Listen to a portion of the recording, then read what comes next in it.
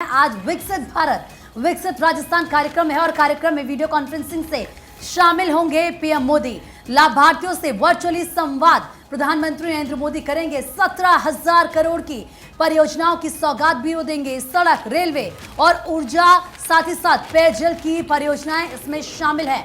तो 17,000 करोड़ की परियोजनाओं की सौगात आज जनता को दी जाएंगी और वीडियो कॉन्फ्रेंसिंग के माध्यम से प्रधानमंत्री इस कार्यक्रम में शामिल होंगे। विकसित भारत विकसित राजस्थान कार्यक्रम है और ऐसे में सोचिए कि 17,000 करोड़ की परियोजनाएं यानी कि जनता को किस तरीके से जो तमाम सौगातें हैं आज दी जाएंगी। सड़क, रेलवे, ऊर्जा और पेयजल की ये परियोजनाएं हैं जिससे सीधा फायदा राजस्थान की जनता को होता हुआ नजर आएगा। और जब प्रधानमंत्री नरेंद्र मोदी वीडियो कॉन्फ्रेंसिंग के माध्यम से शामिल इस कार्यक्रम में होंगे तो क्या कुछ प्रधानमंत्री कहते हैं ये भी सुनना उतना ही इम्पोर्टेंट होगा। पूजा देखिए, जाहिर तौर पर 17 करोड़ की परियोजनाएं सड़क, रेलवे और सौर ऊर्जा और पेयजल की परियोजनाएं होंगी।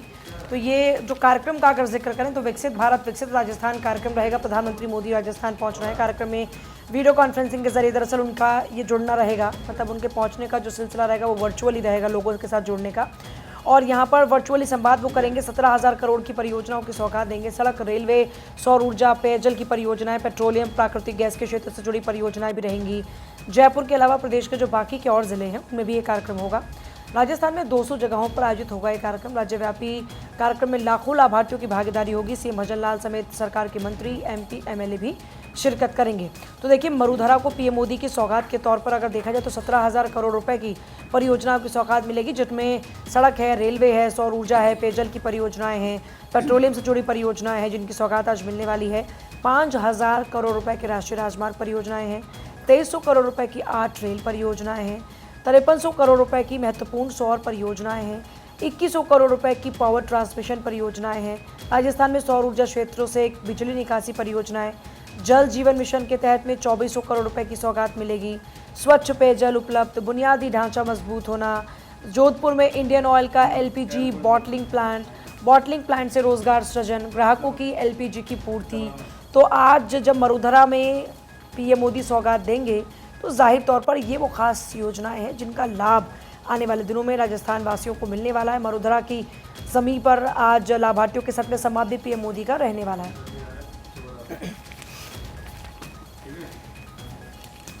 और इसी बीच एक और बड़ी खबर है वो ये कि सीट शेयरिंग को लेकर के INDIA अलायंस में इस वक्त हलचल बेहद तेज है। राहुल गांधी से तेजस्वी यादव की मुलाकात होगी। बिहार के सासाराम में सीट शेयरिंग पर चर्चा होगी। बिहार में सीट शेयरिंग को लेकर के बातचीत, क्योंकि आपको मालूम है कि भारत जोड़ो न्याय यात्रा के तहत इस वक्त राहुल गांधी बिहार में मौजूद है। तो आज सासाराम में दोनों नेताओं की मुलाकात होगी। और सबसे बड़ी बात कि बिहार में जो तख्ता पलट हुआ है उसके बाद ये पहली मुलाकात होगी जहां पर आरजेडी की तरफ से पूर्व deputy chief minister Tejashwi Yadav तो वहीं कांग्रेस की तरफ से पूर्व राष्ट्रीय अध्यक्ष राहुल गांधी यहां पर रहेंगे। और सीट शेयरिंग को लेकर के, क्योंकि बिहार में 40 लोकसभा की सीटें हैं, ऐसे में क्या फॉर्मूला होता है और खास तौर पर घटक जो हैं INDIA के किस तरीके से सामंजस्य बिठाया जाए, क्योंकि इससे पहले जनता दल यूनाइटेड भी इसका हिस्सा थी, लेकिन अब क्योंकि जेडीयू आउट हो चुकी है तो अब आखिरकार किस तरीके से फॉर्मूला होगा वो देखना बहुत ज्यादा महत्वपूर्ण है। यहाँ पर आपको ये भी बताते चले कि जब 2019 में लोकसभा के चुनाव हुए थे बिहार में तो उस वक्त सिर्फ एक सीट पर यहाँ पर अलायंस को जीत मिली थी और वो सीट बिहार की किशनगंज की थी।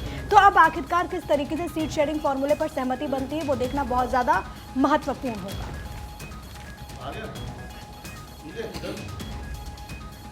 और देखिए, बात करेंगे किसान आंदोलन से जुड़ी हुई, लेकिन उसी बीच इस वक्त की बड़ी खबर फिलहाल आपको बता दें। और बड़ी खबर दरअसल किसान आंदोलन का आज चौथा दिन रात 1:30 बजे तक मीटिंग चली। केंद्र ने एमएसपी पर वक्त मांगा। वार्ता में किसान देर रात तक एमएसपी पर अड़े रहे। आज भारत बंद का आह्वान है। और ये भी आपको बता दें, कल आपको हमने तस्वीरें दिखाई थी। पंजाब में रेलवे ट्रैक पर किसान बैठे, 6 ट्रेनें प्रभावित हुई। शंभू बॉर्डर पर दिन भर शांति, लेकिन अब 18 को महापंचायत होने वाली है। इधर खबर ये मिल रही है कि रविवार को एक बार फिर से किसानों और केंद्र सरकार के बीच बातचीत होगी। और लगातार रिएक्शंस जो मीटिंग के बाद सामने आए वो हमने आपको पहले भी सुनवाए थे कि आखिर किसकी तरफ से क्या कुछ कहा गया। लेकिन हरियाणा पंजाब के शंभू बॉर्डर पर आंदोलन के तीसरे दिन गुरुवार को शांति रही और बुजुर्ग किसानों ने युवाओं को आगे बढ़ने से रोका और कहा कि जब तक केंद्र के साथ मीटिंग नहीं हो जाती तब तक कोई बैरिकेड्स तोड़ने की कोशिश नहीं करेगा। हालांकि शाम को मीटिंग हुई और देर रात तक की मीटिंग फिलहाल चली। हालांकि इस बार भी मीटिंग में कोई निष्कर्ष नहीं निकला, बेनतीजा फिलहाल ये मीटिंग रही। और वैसे में आपको बता दें कि एक बार फिर से रविवार को मीटिंग होने वाली है जिस पर सभी की नजरें टिकी हुई होगी। और ये भी आपको बता दें कि तस्वीरें इस वक्त आपकी टीवी स्क्रीन पर मीटिंग के दौरान की और मीटिंग के बाद रिएक्शंस लगातार सामने आए। पंजाब के मुख्यमंत्री की तरफ से भी कुछ बयान दिए गए, उसके अलावा किसानों की तरफ से क्या कुछ कहा गया वो सब कुछ आपको सुनवाते हैं। आंदोलन चलेगा, आंदोलन शांतिपूर्वक ढंग से उतने दिन चलेगा, किसी तरह की कोई छेड़छाड़ नहीं करेंगे, ना उधर से होगी ना इधर से होगी। हम अपने किसानों को भी अपील करेंगे आपके माध्यम से, और सरकार ने जिम्मेदारी ली है कि उधर से आपके ऊपर किसी तरह का भी कोई शेलिंग वगैरह नहीं होगी। और हम भी अपने सभी भाइयों को निवेदन नहीं, अभी देखिए जब बैठकों का दौर शुरू होता है, बैठकें हो रही हैं, तब तो फिर मतलब इसका मतलब अगर हम आगे बढ़ेंगे फिर बैठक कैसे होगी।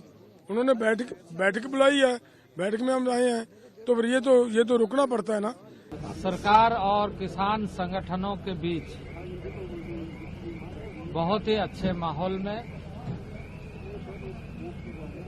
सकारात्मक चर्चा हुई है, पॉजिटिव चर्चा हुई है। और किसान संगठनों ने जिन विषयों पर ध्यान आकृष्ट कराया है, संज्ञान में लेते हुए विस्तार पूर्वक चर्चा को हमने करते हुए अगली तिथि रविवार को शाम 6 बजे के लिए फिर से आगे की चर्चा को जारी रखेंगे। देखिए, आज जो वार्ता हुई है केंद्र के साथ, उनमें सभी जितने भी हमने मांग पत्र में मुद्दे उठाए, लंबी चर्चा हुई। और चर्चा इस बात पे हुई कि चर्चा ही ना करते रह जाएं, इसका कोई नतीजा निकलना चाहिए। तो उन्होंने कहा भी हमें समय चाहिए, हम अपनी बात कोई हवा में करना नहीं चाहते। अपने ऊपर एक तो उनकी कोई कॉन्फ्रेंस थी एक आध दिन, उसके लिए थोड़ा डिले गए। उसके बाद वो अपने मंत्रिमंडल या सरकार के बातचीत कर फिर, क्योंकि 3 मांगे बड़ी मांगे, सभी मांगे बड़ी हैं, जैसे एमएसपी खरीद की गारंटी का कानून, C2 प्लस 50% और किसान और खेत मजदूर का कर्ज।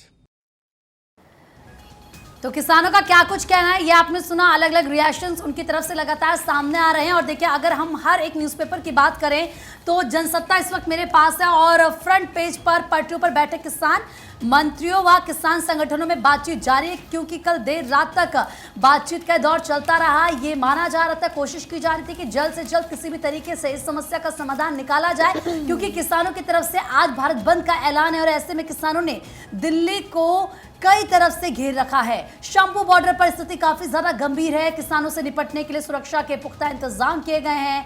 दिल्ली पुलिस ने 30,000 आंसू बम मंगाए हैं। हरियाणा में आज टोल फ्री का ऐलान किया गया है। लेकिन इसी के साथ देखिए किस तरीके से संयुक्त किसान मोर्चा के जो दिल्ली कूच के आह्वान पर पंजाब से रवाना हुए किसान शंभू सीमा से आगे नहीं बढ़ सके। पुलिस की तरफ से सुरक्षा बहुत सख्त की गई है। ऐसे में दिल्ली चलो आंदोलन कर रहे प्रदर्शनकारियों के खिलाफ हरियाणा पुलिस की कार्रवाई को लेकर भी पंजाब में कई स्थानों पर किसानों के पटरियों पर बैठने के बाद कल दिल्ली अमृतसर मार्ग पर कुछ ट्रेनों को दूसरे जो रूट से वहां से भेजा गया, क्योंकि अब किसान पटरियों पर बैठ रहे हैं और उनका ये कहना है कि जब तक उनकी मांगों को नहीं पूरा कर लिया जाता है तब तक वो अपना प्रदर्शन इस तरीके से ही करेंगे।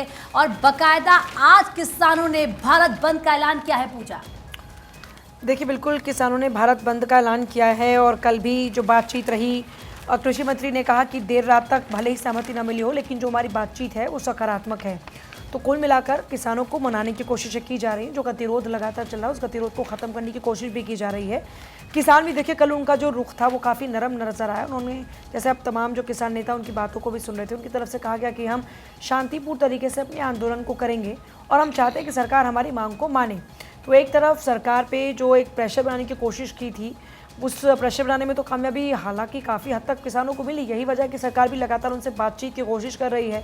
लेकिन बड़ी बात यह है कि बातचीत अब तक बनती हुई नज़र नहीं आ रही। इस बीच आज बंद का ऐलान किया गया है। हम देख रहे हैं कि गाजीपुर बॉर्डर पर कल किसान बैठे हुए नजर आए। शंभू बॉर्डर की तस्वीरें आप लोग लगातार देख ही रहे हैं।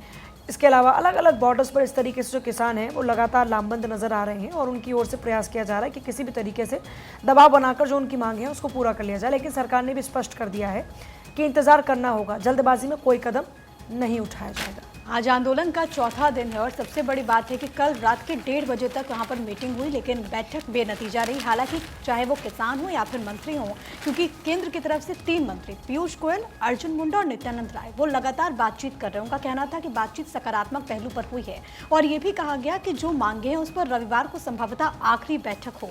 इन सब के बीच सबसे बड़ी बात यह है कि आज भारत बंद का ऐलान किया गया है।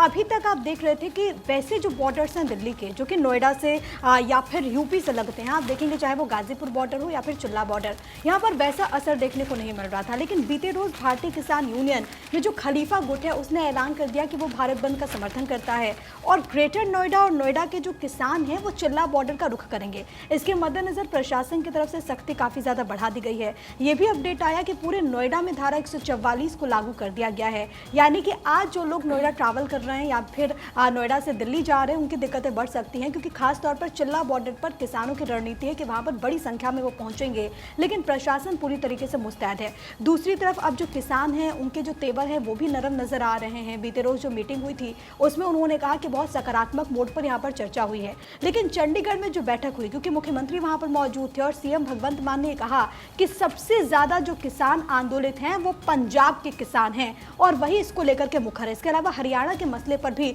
उन्होंने बात की। इस मीटिंग के बाद पंजाब के मुख्यमंत्री भगवंत मान ने क्या कुछ कहा वो आपको एक बार सुनना चाहिए। ਕਾਫੀ ਵਿਸ਼ਿਆਂ ਤੇ ਬਹੁਤ ਸਾਰੀ ਸਹਿਮਤੀ ਬਣੀ ਹੈ, ਹੋਰ ਵੀ ਹਜੇ ਰਹਿੰਦੇ ਨੇ, ਉਹਨਾਂ ਤੇ ਵੀ ਬਣੂਗੀ। ਪਰ ਹਾਂ, ਦੋਨੇ ਪਾਸਿਓਂ ਸੈਂਟਰ ਸਰਕਾਰ ਤੋਂ ਵੀ ਅਸੀਂ ਇਹ ਅਸ਼ੋਰੈਂਸ ਲਈ ਹੈ ਕਿ ਹਰਿਆਣਾ ਨਾਲ ਗੱਲ ਕਰੋ, ਉਧਰਲੇ ਪਾਸਿਓਂ ਮਤਲਬ ਸ਼ਾਂਤੀ ਰੱਖੀ ਜਾਵੇ। ਤੇ ਇਧਰਲੇ ਪਾਸਿਓਂ ਕਿਸਾਨ ਸੰਗਠਨ ਨੇ ਤਾਂ ਕੱਲ ਹੀ ਅਪੀਲ ਕਰਤੀ ਸੀ ਕਿ ਸ਼ਾਂਤੀ ਰੱਖੋ, ਰੱਖੀ ਵੀ ਹੈ ਉਹਨਾਂ ਨੇ। ਪਰ टाइम लग गया, गलबात नूं नहीं निपट सकी। पर अज पॉजिटिव मूड च, बहुत पॉजिटिव मूड च गल हुई है।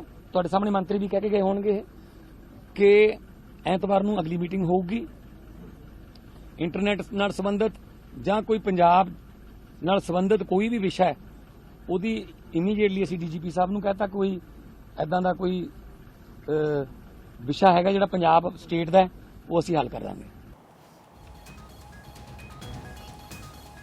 तो बिल्कुल देखिए, क्योंकि हम हर एक न्यूज़पेपर की बात कर रहे हैं, मैंने पूछा, पिया ने आपको बताया कि हमारे न्यूज़पेपर्स में क्या, लेकिन महिमा से भी जान लेते हैं कि उनके न्यूज़पेपर में इस खबर को लेकर क्या जानकारी। हेडलाइन है, वार्ता में किसान देर रात तक एमएसपी पर अड़े रहे, आज भारत बंद का आह्वान। ठीक है, तो देखिए महिमा ने भी आपको बताया कि उनके न्यूज़पेपर में क्या हेडलाइंस है। और इसी के साथ आपको ये बता दें कि क्योंकि कल जो तस्वीरें सामने आई, पंजाब में पटरियों पर किसान बैठे रहे, जिसकी वजह से तमाम जो ट्रेन से उनको डाइवर्ट करना पड़ा। यानी कि कहा जा रहा है कि अगर किसानों की मांग को सरकार नहीं मानती है तो फिर ये आंदोलन और ज़्यादा उग्र हो जाएगा। किसानों का कहना है कि कर्ज माफी के साथ साथ जो 12 उनकी मांगे हैं उनको जल्द से जल्द सरकार मान ले, लेकिन सरकार कह रही है कि उनको थोड़ा टाइम चाहिए पूजा। देखिए, अखबारों की क्योंकि बात हो रही है तो मेरे पास इस वक्त अमर उजाला है और अमर उजाले में अखबार में इनसाइड में पूरा स्टोरी एकदम क्लियरली है कि कहाँ कहाँ पर प्रोटेस्ट चल रहा है, किस तरीके से रेल रोकने के लिए रेल पटरी पर इस वक्त जो किसान है वो बैठे नज़र आ रहे हैं। अगर इसकी पूरी डिटेल्स की बात करते हैं अमर उजाला की, तो इसने जो एक्सप्लेन किया है उसमें किसान आंदोलन की हर तस्वीर को दिखाने की कोशिश की है। शंभू सीमा पर देर रात पुलिस नाके के पास फंसे पानी के टैंकर को निकालने को लेकर टकराव हुआ था। किसानों को रोकने के लिए जीटी कनाल रोड पर की गई बैरिकेडिंग और ट्रकों की लंबी लाइन वहां पर नजर आ रही थी। बहुत ज़्यादा ट्रैफिक हो गया था और काफ़ी मशक्क़त करनी पड़ रही थी। सिचुएशन भी ऐसी हो गई थी कि परेशानी लगातार बढ़ती जा रही थी। पंजाब में ट्रैक पर बैठे किसान 50 ट्रेनें उससे प्रभावित हुई, जिनमें 7 निरस्त भी हो गई। कानून गारंटी नहीं, मगर एमएसपी में रिकॉर्ड बढ़ोतरी हुई है। सरकार ये लगातार दावा कर रही है कि ठीक है, आपको अभी तक गारंटी नहीं मिली एमएसपी को लेकर, लेकिन एक फैक्ट है कि एमएसपी में इजाफा हुआ है। और देखिए, सरकार बार बार ये बताती रही कि कांग्रेस शासनकाल के बाद काफ़ी ज़्यादा इजाफा हुआ है। और क्या कुछ कह रहे किसान नेता पंडेर, जरा सुनिए एक बार। देंगे उनके कोई पत्रकार से कुछ बात ना हो तो उनके ऊपर मैंने खुद देखा जैसे प्रचार प्रोपोगंडा कर रहे हैं।